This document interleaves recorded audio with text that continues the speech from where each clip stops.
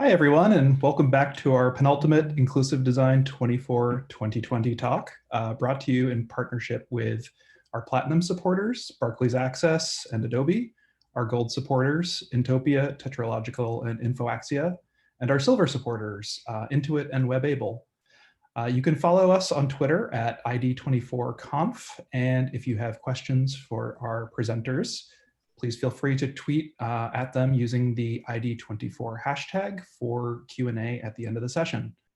Also, a reminder that ID24 is a respectful community and that you can find our code of conduct on the inclusivedesign24.org event site.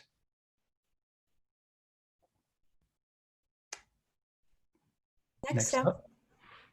Oh, thanks. Next up, we have Natalie Patrice Tucker and Laurie Samuels, who will be talking to us about the care and feeding of accessibility professionals. Over to you, Natalie and Laurie. Thank you. Thanks, Melanie. Hi, everyone. Great to be here. Excited to share this presentation with the wonderful Natalie Patrice Tucker. And we're going to be going into just a little bit about what we've been working on in accessibility mentoring. So just go ahead into it. So for those of you who might not be aware, there is a project that has been stood up by Lainey Feingold, Sharon Rush, and Wendy Chisholm, came out of a conference at or the AccessU conference in 2018. And the idea of this is called the Digital Accessibility Eldering Project, which is really all about the idea of providing guidance and mentoring within a community of practice, and also the preservation of and passing along of history and experience across generations and through time. So the Eldering Project, which you can find if you Google for W3C Accessibility Eldering, the Eldering Project currently consists of two major initiatives. The first one really relates to the documenting and kind of capturing of accessibility history and disability rights advocacy, and that work is not our topic for today. Our topic for today is accessibility mentoring. So we have formed a working group, which is just, we're really blessed to be working with this awesome group of people. Lainey, Sharon, and Wendy, of course, as kind of founding members of the Eldering Project. And then also we have the marvelous Angela Hooker from Microsoft, Nandita Gupta, myself, and of course, Natalie. So the initiative is really self-organized, and we're at an early stage in the conversation. We, after their initial conversation, I sort of got tapped and we started thinking about what does mentoring in this community look like, and where do we want to, of this big ocean that we could swallow, what pieces of it do we want to look at? And so one of the obvious places to go was the lack of representation of folks of color and folks with disabilities. And so we wanted to look at what was missing and what would make a difference there, and ultimately propose a framework and maybe even pilot a solution. Awesome. So what exactly is mentoring, right? So here we have the slide. We've got the formidable Yoda, and no good tech talk worth its salt would be any good without a Star Wars reference.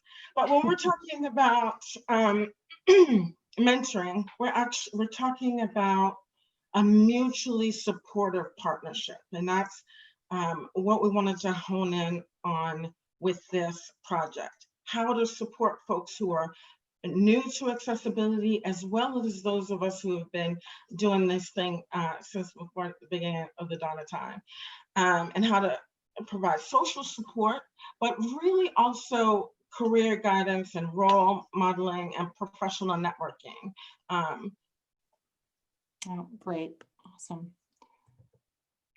So again, just a little bit more of the why are we looking at mentoring in this field of practice?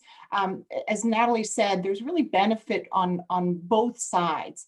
And when we'll get into the data a little bit that we gathered, but we also saw that present there as well. If you are a mentee or someone receiving mentorship, you get the opportunity to learn from someone who's gone out a little bit ahead of you on their accessibility journey.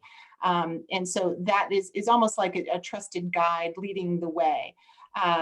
The other thing you get, of course, are just, there are lots of common problems that we all face. And so getting inspiration and some of the solutions to those problems, best practices, and some guidance. Again, as someone receiving mentorship or benefiting from that, there's a lot that we get to celebrate. And sometimes we talk a lot about the challenges and we forget that there's an incredible amount of joy in this work, and there's success, and it feels so good. And you want someone who understands why you're so excited about that little victory that you just achieved. So that's what a mentor can also do. Just understand, again, just that aspect of being understood, someone who understands that, yes, this is a specialized field. It is something that has its own unique set of challenges, and yet, successes as well, and joys. And also just, again, I think deepening and making those social and professional connections and building out that strength of a network and a support group.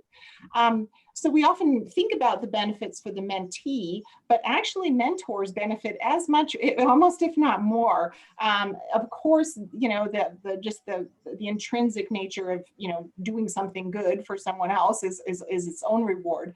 But also knowing that you're building and strengthening our actual field and practice, whether it's in inclusive design or accessible development, or managing all of it and putting it together. We are, as Natalie said, focusing very expressly on bringing in new and diverse talent into accessibility. So mentors get an opportunity to support that work.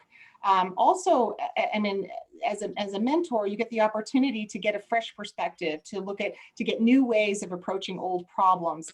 And there was a reference, I think, in Lainey and Sharon and Wendy's original talk on eldering about keeping a beginner's mind. And I think that's such an important piece of this, is to just really always have that fresh openness to interesting and innovative ways of solving problems and building a more accessible world.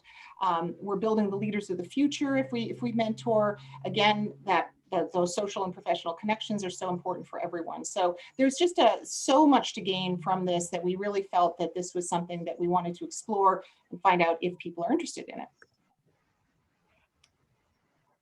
So what have we done, and what's our approach? So the first thing we thought is, well, okay, let's send out a survey. Let's find out if, maybe nobody's interested in this. Maybe, let's find out if there's, any interest in it. Let's kind of gather some initial data. So our little working group set out to do that. And some of you, hopefully, who are watching this might have even responded.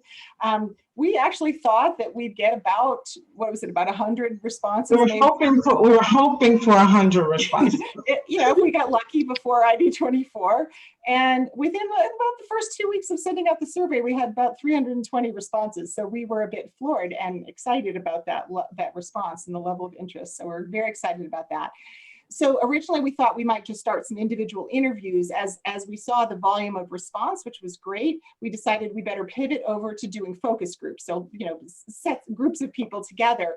We still really want to deepen our own insights and particularly make sure that we're hearing from those communities, underrepresented communities, that we so much want to bring in as part of our community practice. So, and Natalie, you want to talk a little bit about what we're planning next? Yeah, so, in addition to these focus groups, we're also going to be looking at other models, mentoring models for programs and platforms. We're also talking about partnerships and sponsorships around continuing the research that we're doing, as well as building on the outreach. And like I said earlier, our intention, where we had initially thought we would do sort of a little bit of research and propose a framework. We're really excited about the possibility of piloting, some of the ideas that come out of this research. Like just coming so fast and furious and so interesting that we want to do that. And we'll keep sort of tweaking, hopefully, ideally, keep tweaking and iterating on that as we propose this framework. Yeah, absolutely.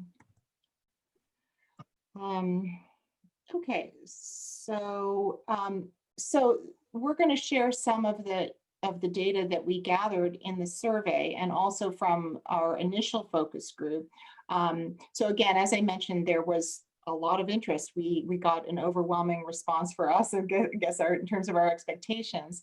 One of the really interesting insights from the survey was that many people, 45% total, said that they would like to both give and receive mentoring. So that to us was very interesting because it feels as though we're both interested in bringing people up from who are new to the field or coming into the field or would like to get into it, but also that we're interested in our own leadership paths and growth opportunities. Where can we go? Is there a path for leadership? And in fact, we heard a bit of that in the focus group that we'll share later, but definitely found it interesting that there were such a large number of respondents who wanted to both give and receive mentoring. So we can see that was a surprise, frankly, but I think it's very interesting. In terms of kind of how we asked how people get support today as a accessibility professional, the vast majority was social media, meetups, and webinars were the primary ways that people get support. And again, people answering this survey, the vast majority of people answering the survey said they were absolutely interested in mentorship and mentoring. So that was great. So we'll go on to look a little bit, go a little bit deeper into what we heard back from the survey. The first one to just call out, this was interesting, is the different roles that people in the field of accessibility played. We had stood up a few categories. Many of you, by the way, had responded that you had been in multiple roles during the course of your career, which made sense. So that's all represented here. The majority of folks who responded were technical, so developers or engineers. And Natalie, sort of curious what your thoughts were on this one. I think it's really interesting, especially when we look at what kinds of challenges folks are having in their work, and we'll sort of bring that up later. And another piece that really stood out was that our initial survey did not penetrate very deeply into sort of the leadership roles. So we want to look at that and dive more deeply about that too. Yeah, really good point. Lots of technical folks, but we don't have we didn't really hear from a lot of leaders yet, but we plan to address that. And go ahead, Natalie, if you want to look at this. Well, so one of the questions that we asked was, how long has your work included digital accessibility? And we looking at this pie chart, we have this pie chart about 66% of folks had 5 years or less time in which their work involved digital accessibility. So we had about 2/3 of the folks who responded wanted, were sort of newer in their careers, while about 1/3 of the folks were more senior. Mm-hmm. And I think you mentioned, one of the things we've discovered in the course of working on this is in our own experience with as we were, when we were early in our careers. Tell me, Natalie, a little bit about kind of what did you want when you were 2 years into it? What was your thoughts on that? Right. So, this is a particular interest for me because really early on, I wanted to have mentors and was looking for mentors in the space and around the space. And I was really lucky, really early on, to meet Tom Babinski. Shout out to Tom if you're out there in the world. Who sort of took me under his wing, even though like I sort of accosted him on the internet and was like, "You're awesome, you're doing great things. Please teach me everything you know."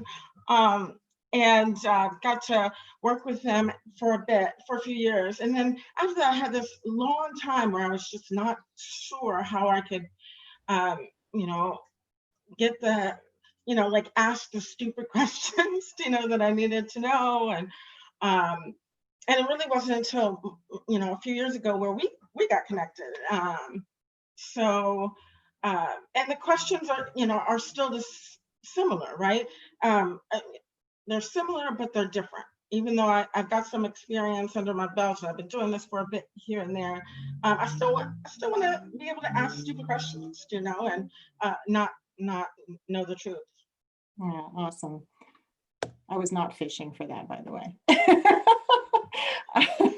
All right, so then we also asked people what kinds of organizations they worked in, and this was an interesting mix. Half of the respondents work in essentially an industry, so either private or public companies, but essentially industry. About 14% work directly for an accessibility consultancy.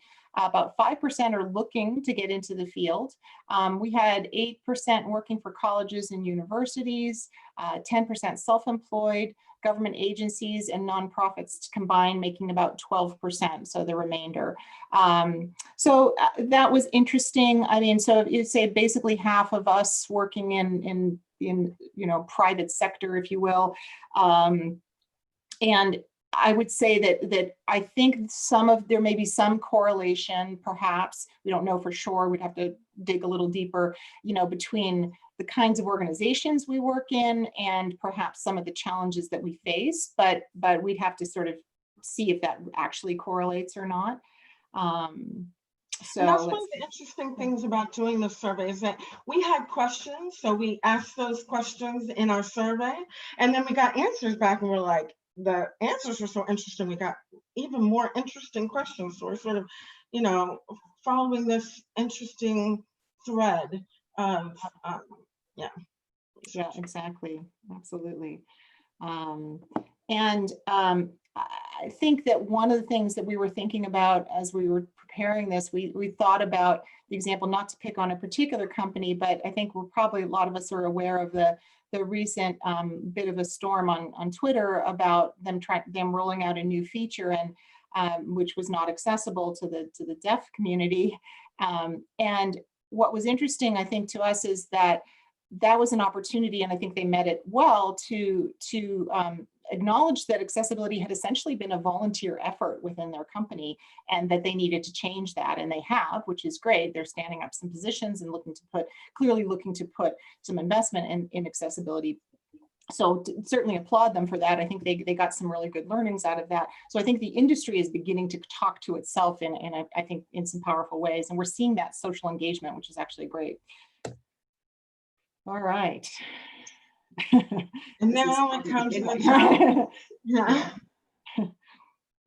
the fun part. So one of the really cool things was that folks could mark several answers, right? And what we found were that most everybody said that they were overwhelmed, but there were 4 other challenges in addition to being overwhelmed.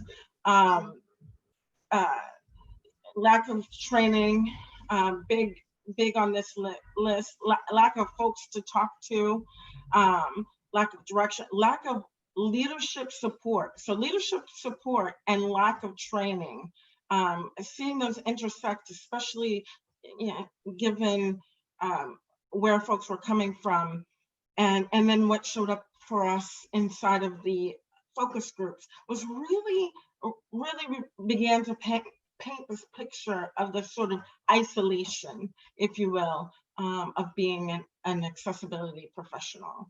Lots of folks don't seem to have many other accessibility professionals with them.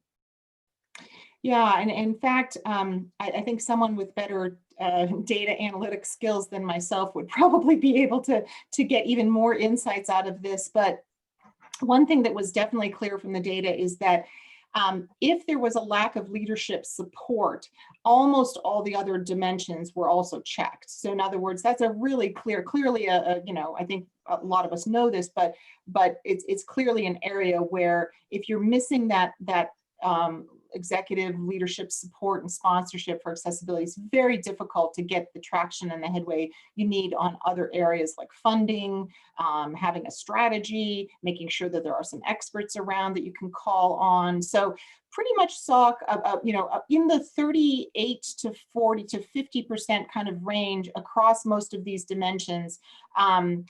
The sort of funny thing was that there were a lot of folks, of course, said that they felt some sense of overwhelm as a result of some of these challenges.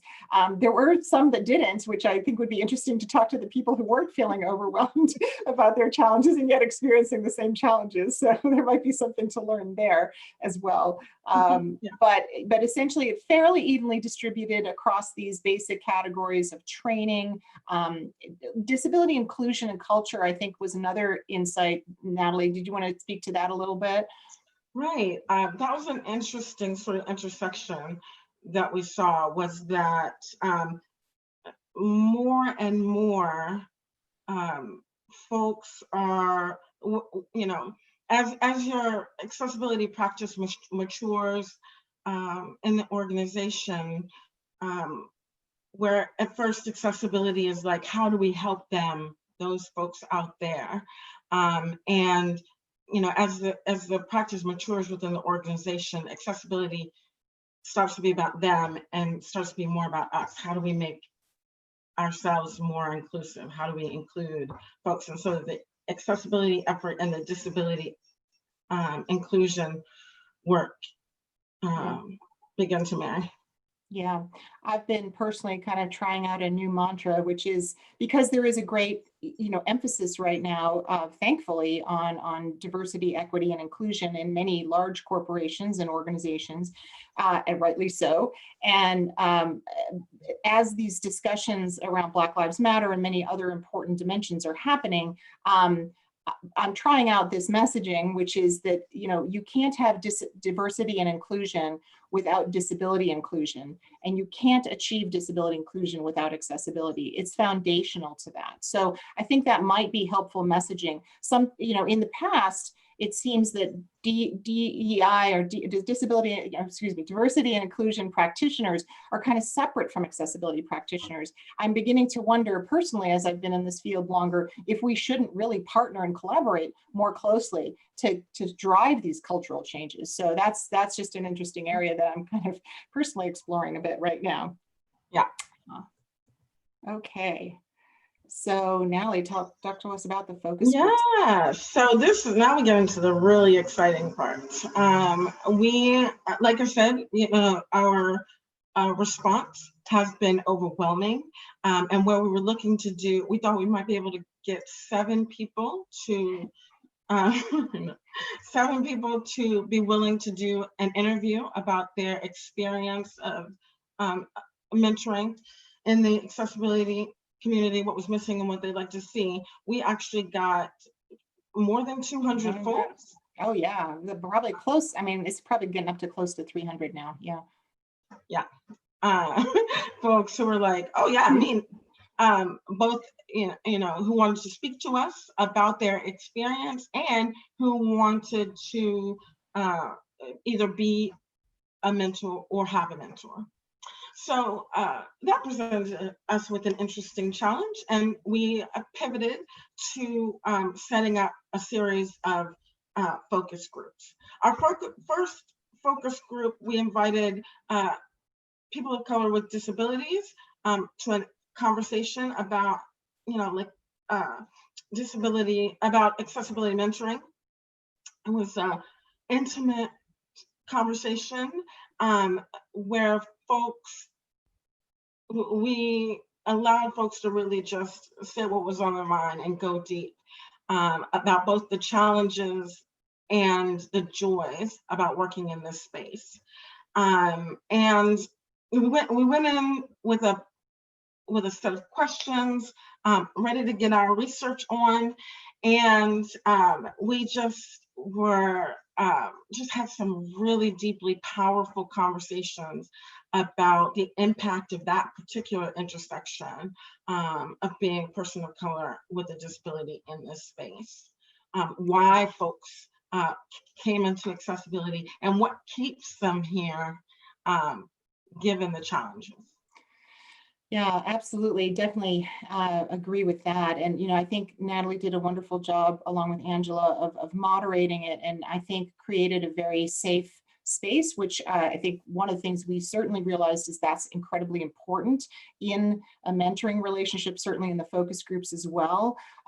As people shared, and it made other people in the group more comfortable sharing. It continued to kind of grow and evolve during the conversation.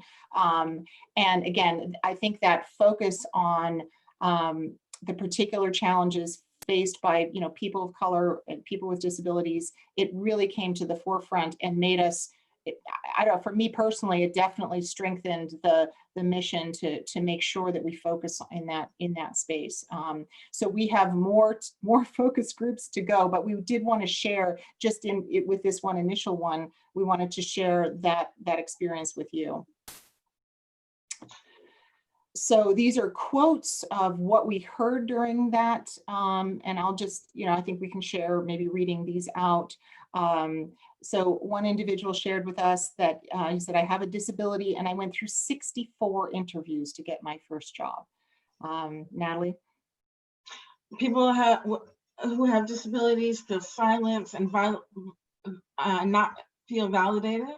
And then I can't fight for myself, then I'm good at finding advocacy for others. There was a lot of, one of the main themes was about the sort of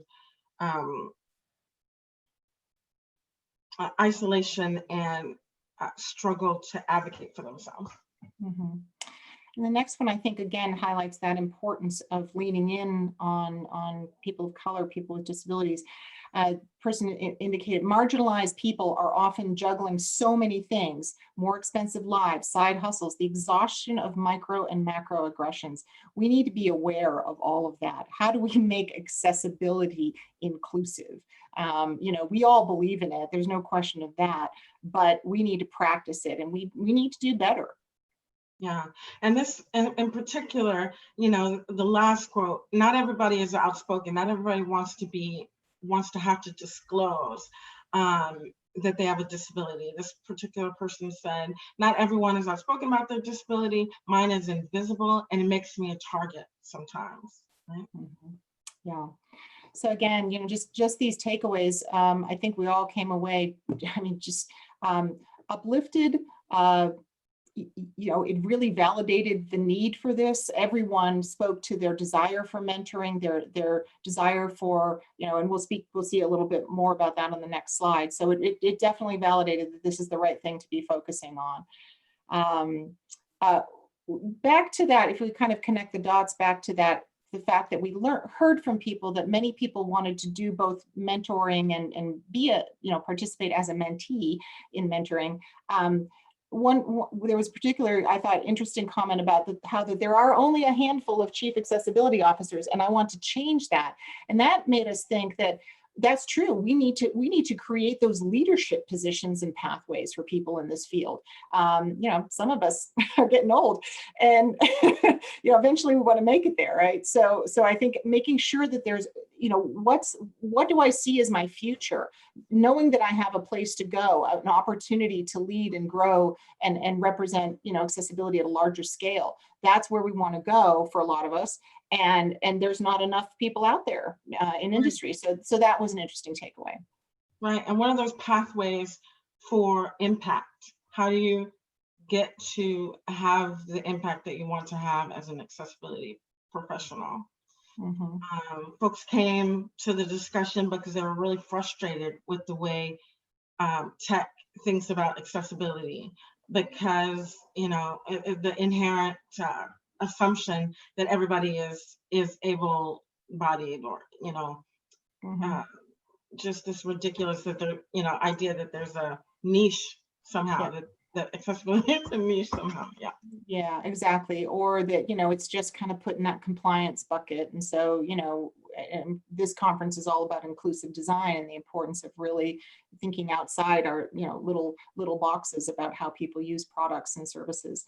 Accessibility can be a really lonely place. Absolutely heard that theme coming out. A lot of times we feel like the lone voice in the wilderness when we're out there advocating for accessibility.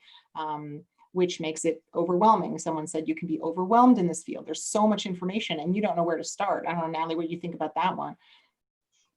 Absolutely. And given that there's so many ways to make a difference in this space, a lot of folks here, get told that unless they're going to be technical, they don't have as much of a pathway in this field. And we need to shift and change that, because we actually need more accessibility professionals rather than less.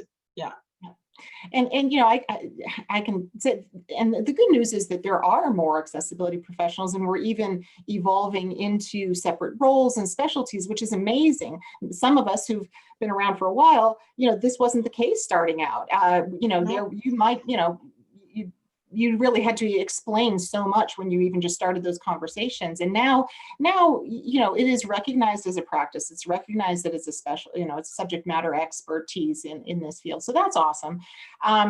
Yet, people still feel like they have a lot to prove. So, one individual said the work can be grinding. I feel like I have a lot to prove. And I focus on that before myself. So the title of this talk is The Care and Feeding of Accessibility Professionals. One point that actually came out anecdotally in our focus group was that self-care is actually really important. And, we all could remember that taking care of ourselves when oftentimes we're out fighting, advocating, pushing for inclusion and for a better world.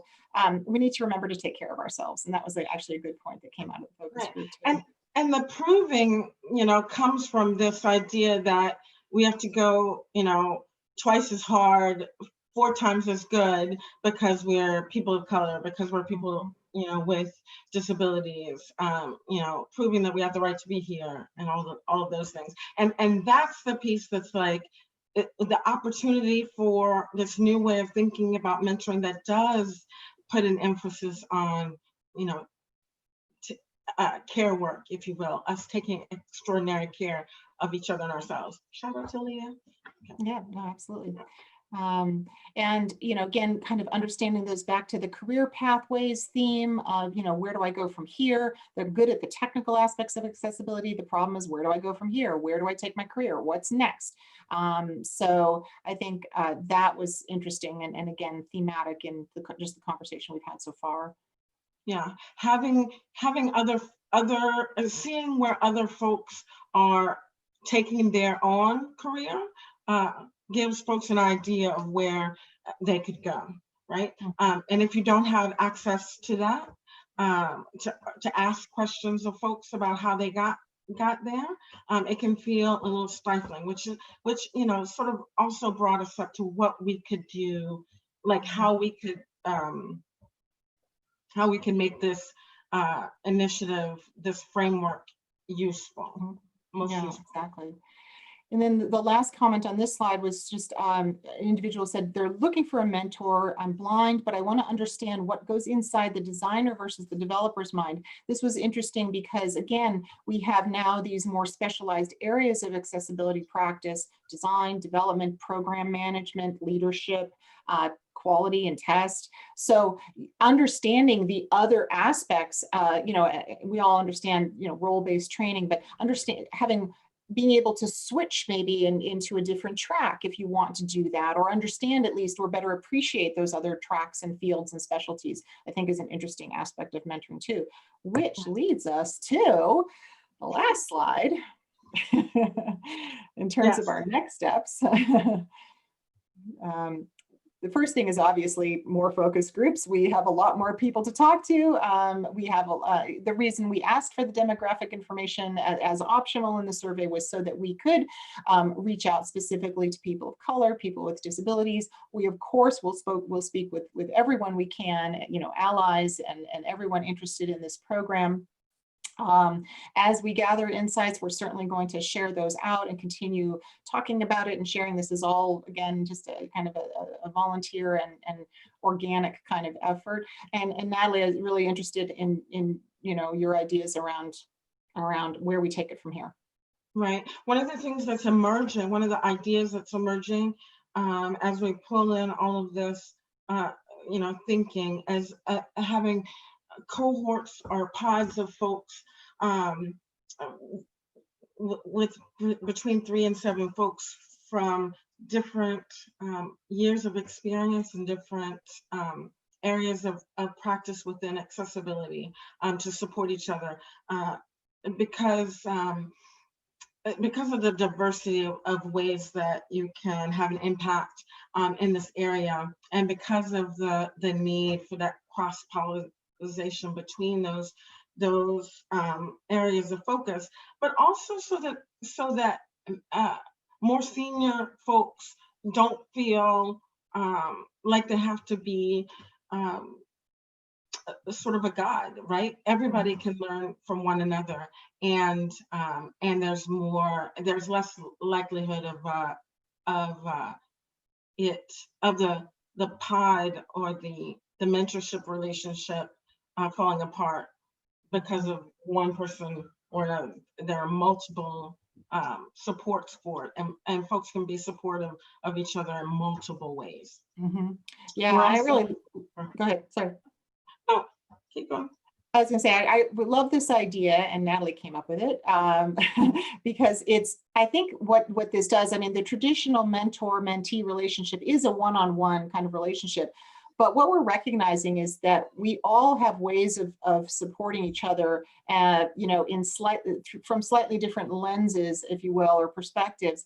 And you know, as you said, the idea of forming a small cohort or a pod of people that essentially kind of spend a period of time together, maybe it's, you know, 6 months or 12 months or something along those lines, and that becomes a cohesive little group.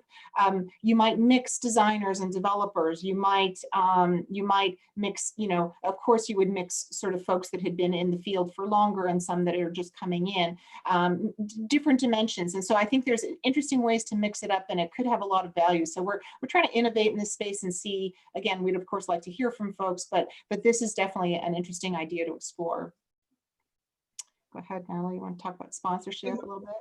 Yes, we've also got had some conversations with disability inclusion nonprofits in this space about you know, working together so that we can you know, have the resources that we need to sort of do more and more of this work. Mm-hmm. Yeah, and of course, part of the research, in addition to hearing from more folks in the community, you know, there are other successful professional mentoring programs and frameworks out there. What works well? Are there any pitfalls we need to be aware of as we approach this work?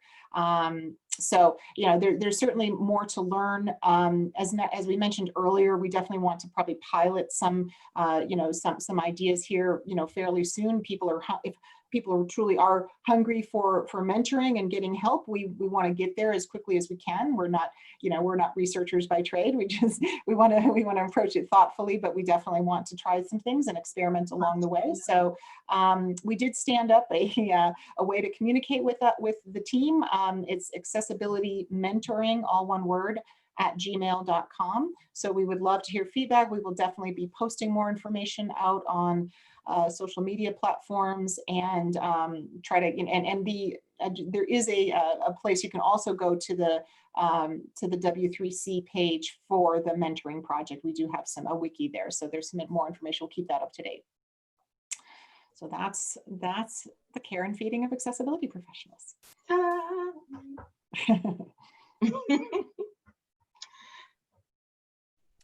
Wow, wonderful. Natalie, Lori, thank you so much. I'm super excited for this program and the potential it represents and where it's going. I believe we had some questions come in Oh, great. via YouTube and Twitter. Melanie, would you like to kick it off? Yeah, here's one question we had. Is the request for giving and receiving mentoring, is that typically coming from mid-career folks, or do you think it reflects more that the field is maturing and looking for ways to grow? I think it's a bit of both. I think that's a great question, and we should probably see if we can correlate to the number of years in career, because I think we could dig on that a little bit. So I think it's a great question. I don't know as we have the answer right at our fingertips, but that's a great question. And then one question I have is, what do you think this mentorship program looks like, say, 5 or 10 years from now? That's also an extremely great question. I'm hoping, right? So if I get to wish, I hope that out of this, that we have created enduring partnerships and relationships that create new avenues of impact in this space, and also wider lanes, if you will, entry points, if you will, for folks to focus on accessibility. Yeah, I agree. And I also think, we can think about what's a measure of success. A measure of success is, have we created a more inclusive and diverse community of practice? Have we influenced the practice to itself strengthen? And I think by putting our collective heads together in this way, we can come up with better solutions to some of these common thorny problems that we all experience. Maybe we can be more effective leaders, advocates. Maybe we can change more together. I think this mentoring is a process of coming together, and it's coming together for the benefit, again, of everyone involved in that relationship. And so, and again, I think we're also building the leaders of the future. That's the key thing. We have to build the leadership within this community of practice of the future, give them a solid path forward. That's our responsibility for those of us who've been in it for a while. Yeah. So I think you answered the next question I had was, where would you like to see the breakdown of respondents' roles go? And it sounds like you would like to see them go towards leadership. So but I think I'm going to expand that question a little bit. I'm a senior software engineer, and I feel the tug. Do I go into leadership? Do I go into management and kind of help guide the next set of engineers? Or do I become a woman in tech who has been an engineer for 20 years, because there's not very many of us. So I absolutely kind of would love to get kind of your thoughts on that. Like, what do you think the industry would benefit from seeing? Well, in the best of both worlds, we can have it all. And I think that that you provide a huge benefit by being a senior engineer and having had this, experience, being someone that a more junior developer can easily tap you on the shoulder and ask a, silly question that's more approachable in that way. Ridiculous and phenomenal, and desperately needed. But at the same time, unless there's more room at the top, there's not going to be, sort of more room in the ranks, if you will. Yeah, and I think another interesting aspect of the, the technical career track just in general has always had that little bit of, kind of bifurcation of do I stay an individual contributor? Do I go into people management? Where do I have exactly what you said, where do I have the most influence? Kind of similar, I think, in accessibility, as a specialty, as a subspecialty, but, I could imagine having individual contributors in engineering who become accessibility architects, who are really designing the right way to approach accessibility in the technology stack, and not just fixing bugs after the fact, as we all kind of end up doing too much of the time. So I think there's leadership opportunities in both those tracks, depending on what you personally feel is most appealing to you. And so I think there's definitely, and that's a great thing to look at in accessibility with that accessibility lens. Absolutely. Absolutely. Well, thank you so much. Eric, did you have any questions? Yeah, just one last one, if you don't mind. So I think like in the exploratory phase, especially, surveys are really interesting. Did you get any answers that were just like straight up surprising that affected the approach of your initiative? I wouldn't say anything was really surprising, except that to me a little bit the overlap of the mentor and mentee interest. That I would like to participate as both a mentor and a mentee, and I thought, that's interesting. I personally just hadn't thought that we'd get as many people responding in that bucket, but it was that. So that to me was an interesting learning. When we had our focus group, I thought something that was particularly interesting that was a bit of a theme was the experience of folks trying to reach out to other more senior folks in this space and not getting a warm welcome. And I can definitely appreciate that for myself, but it was interesting. It was interesting how that impacted folks' confidence. Yeah, it's hard enough to reach out for help, and if you don't get a positive response to that, that's a really difficult experience. Yeah. So and I think that we knew kind of anecdotally from our own life that this might make a difference, but it was surprising to have that come up as a theme. Made us realize that no, this is actually important. Like it's going to so that it's whether or not folks have access to eldering in this space is not based on the whim of one or another personality within the community.